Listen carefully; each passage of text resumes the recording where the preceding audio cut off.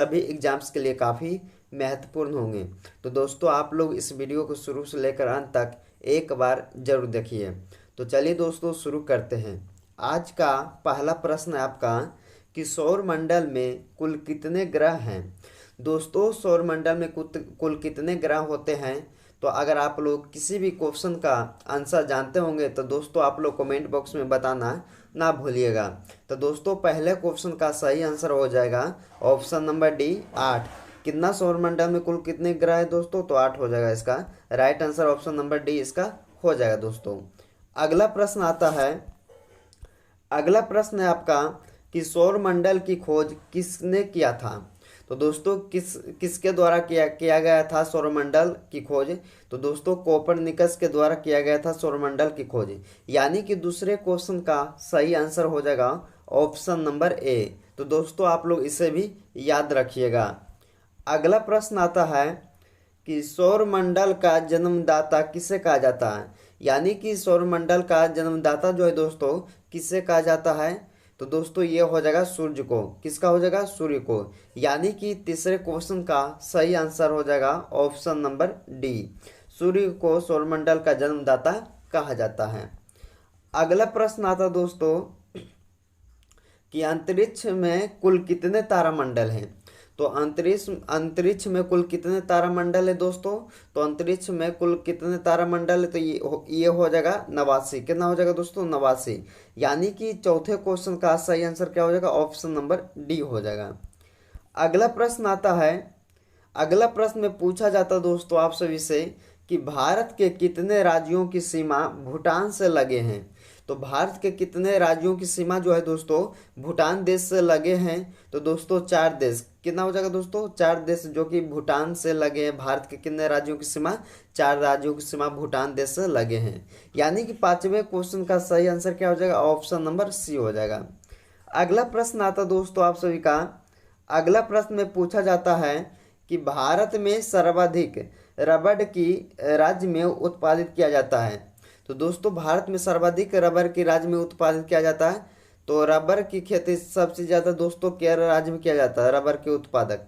तो दोस्तों छठे क्वेश्चन का सही आंसर क्या हो जाएगा, ऑप्शन नंबर बी हो जाएगा। दोस्तों अगर आप लोग को वीडियो पसंद आ रहा होगा तो दोस्तों आप लोग दिल से लाइक कीजिएगा, मेरे चैनल को आप लोग सब्सक्राइब कीजिएगा फ्यूचर जीके स्टडी को, और दोस्तों ज़्यादा से ज़्यादा दोस्तों के यहाँ शेयर कीजिएगा। तो दोस्तों अगला क्वेश्चन आता है कि गन्ना उत्पादन में भारत का विश्व में कौन सा स्थान रहा है। तो दोस्तों गन्ना उत्पादन में भारत का दूसरा स्थान रहा है दोस्तों। कौन सा स्थान, दूसरा स्थान, जो कि भारत में विश्व का गन्ना उत्पादन रहा है। तो दोस्तों 7वें क्वेश्चन का सही आंसर क्या हो जाएगा, ऑप्शन नंबर बी हो जाएगा। अगला प्रश्न आता दोस्तों कि तुलबुल परियोजना किस नदी पर स्थित है। तो तुलबुल परियोजना जो है दोस्तों कि झेलम नदी पर स्थित है। किस नदी पर दोस्तों, झेलम नदी पर आपका तुलबुल परियोजना स्थित है। तो दोस्तों 8वें क्वेश्चन का सही आंसर हो जाएगा ऑप्शन नंबर सी।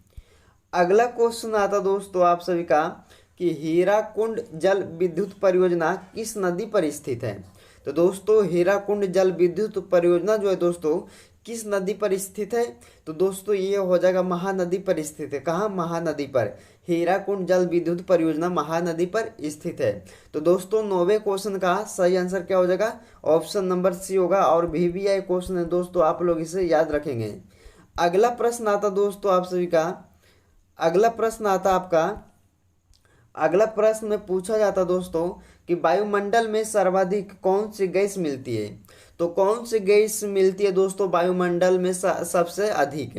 तो दोस्तों नाइट्रोजन जो है वायुमंडल में सबसे सर्वाधिक मात्रा में गैस मिलती है, तो नाइट्रोजन। यानी कि इसका 10वें क्वेश्चन का सही आंसर क्या हो जाएगा, ऑप्शन नंबर ए हो जाएगा। अगला प्रश्न आता है कि मेघ गर्जन वायुमंडल की किस परत में होता है।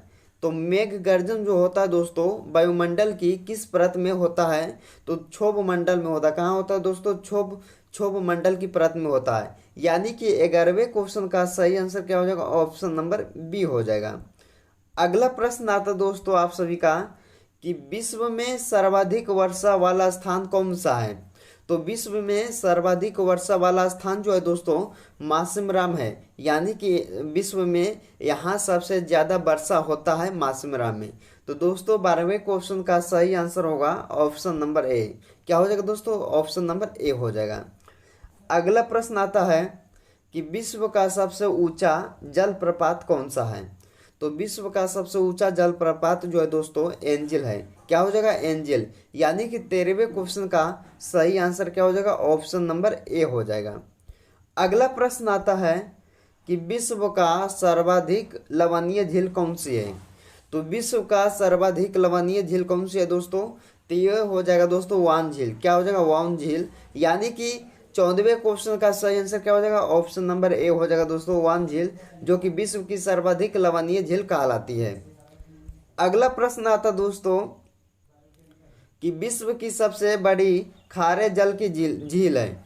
तो दोस्तों विश्व की सबसे बड़ी खारे जल की झील दोस्तों कौन सा है जो कि खारे जल की झील कहलाती है? तो कैस्पियन सागर। क्या हो जाएगा दोस्तों? कैस्पियन झील। यानी कि 15वें क्वेश्चन का सही आंसर क्या हो जाएगा? ऑप्शन नंबर ए हो जाएगा। अगला प्रश्न आता है कि भोर का तारा। क्या दोस्तों भोर का तारा किस ग्रह को कहा जाता है? तो भोर का तारा जो है दोस्तों शुक्र ग्रह को कहा जाता है। ये आप लोगों के लिए काफ़ी इंपॉर्टेंट प्रश्न है दोस्तों, तो आप लोग इसे भी ध्यान से देखिएगा और याद रखिएगा कि भोर का तारा जो है दोस्तों शुक्र ग्रह को कहा जाता है। अगला प्रश्न आता है कि सिंधु घाटी सभ्यता के लोग पूजा करते हैं। तो सिंधु घाटी सभ्यता के लोग किनके पूजा करते हैं दोस्तों? तो ये हो जाएगा पशुपति की। किसकी? पशुपति की पूजा करते हैं सिंधु घाटी सभ्यता के लोग। तो दोस्तों 17वें क्वेश्चन का सही आंसर हो जाएगा ऑप्शन नंबर ए। अगला प्रश्न आता है सियाचिन। दोस्तों अगला प्रश्न आता है आप सभी का, सियाचिन ग्लेशियर भारत के किस राज्य में है? तो सियाचिन ग्लेशियर जो है जो दोस्तों भारत के जम्मू कश्मीर में स्थित है। कहाँ दोस्तों? जम्मू कश्मीर में। यानी कि इसका जो राइट आंसर होगा ऑप्शन नंबर सी हो जाएगा। अगला प्रश्न आता है कि सिमिलीपाल राष्ट्रीय उद्यान किस राज्य में स्थित है? तो सिमिलीपाल जो राष्ट्रीय उद्यान जो है दोस्तों उड़ीसा राज्य में स्थित है। कहाँ दोस्तों? उड़ीसा राज्य में। अगला प्रश्न आता है, अगला प्रश्न जो है दोस्तों इतिहास का जनक किससे कहा जाता है? दोस्तों काफी महत्वपूर्ण क्वेश्चन है, तो आप लोग इसे याद रखिएगा कि इतिहास का जनक जो है दोस्तों हेरोडोटस को कहा जाता है। किसको? हेरोडोटस को माना जाता है इतिहास का जनक। यानी कि 20वें क्वेश्चन का सही आंसर क्या हो जाएगा? ऑप्शन नंबर ए हो जाएगा दोस्तों आज की इस वीडियो में हमने आपके लिए टॉप 20 क्वेश्चन करवाए जो कि आपके सभी एग्जाम्स के लिए काफ़ी हेल्पफुल होंगे। दोस्तों अगर आप लोगों को वीडियो पसंद आया होगा तो आप लोग लाइक कीजिएगा, मेरे चैनल को सब्सक्राइब कीजिएगा, दोस्तों के यहाँ ज़्यादा से ज़्यादा शेयर कीजिएगा दोस्तों।